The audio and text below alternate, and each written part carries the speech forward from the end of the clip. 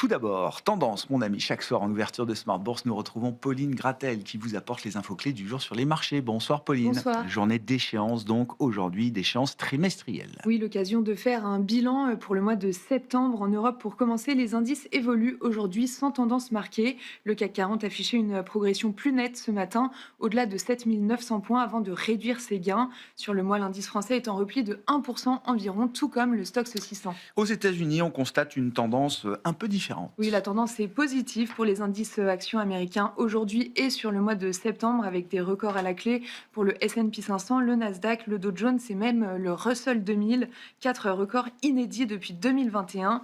Le Nasdaq inscrit encore un nouveau plus haut à l'ouverture aujourd'hui et sur le mois de septembre, il est en hausse d'environ 5%. Qu'en est-il des équilibres sur les marchés obligataires à l'issue de cette semaine marquée par de nombreuses décisions de banque centrale? Aux États-Unis, le rendement à 10 ans poursuit sa hausse entre 4,10 et 4,15%. Le rendement à 2 ans s'établit autour de 3,60%. En Europe, le rendement allemand à 10 ans se tend également autour de 2,75%. Le spread franco-allemand est stable à 80 points de base. Sur le marché d'échange, le dollar se stabilise et l'euro-dollar se traite autour de 1,1750. Et justement, la Banque du Japon est venue conclure cette séquence de décisions de politique monétaire en rendant sa décision la nuit dernière. Oui, comme attendu, la Banque du Japon a maintenu ses taux d'intérêt inchangés à 0,50%. À l'issue de la réunion de politique monétaire, la Banque du Japon annonce également commencer à vendre les ETF actions qu'elle avait massivement achetées ces dernières années. Le rendement japonais à 10 ans se tend à 1,65%. Le yen s'est apprécié et le Nikkei a terminé dans le rouge. L'actualité des entreprises avec la publication de FedEx saluée par le marché. Oui, le titre est en hausse de plus de 2% dans les premiers échanges après avoir gagné 5% hier soir après bourse.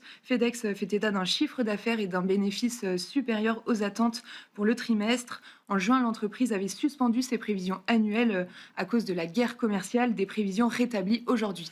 En France, le titre Stellantis, lui, figure parmi les plus fortes hausses du jour à Paris. Oui, le titre est en tête du CAC 40 et gagne environ 3%, soutenu par une note de Berenberg qui a relevé sa recommandation à l'achat sur Stellantis. Le broker indique que les stocks aux États-Unis sont mieux maîtrisés et qu'une vague de lancement est à venir. Quels seront les moments marquants la semaine prochaine sur les marchés pour les investisseurs, Pauline? On regardera plusieurs indicateurs la semaine prochaine. Le plus regardé, ce sera l'indice Core PCE américain attendu en fin de semaine. À part ça, toujours aux États-Unis, on attend la troisième estimation du PIB pour le deuxième trimestre. En zone euro, les PMI préliminaires de septembre sont également attendus. Côté Banque centrale, la BNS rendra sa décision de politique monétaire jeudi. Tendance, mon ami, chaque soir en ouverture de Smart Bourse, Pauline Gratel est avec nous et vous apporte les infos clés du jour sur les marchés.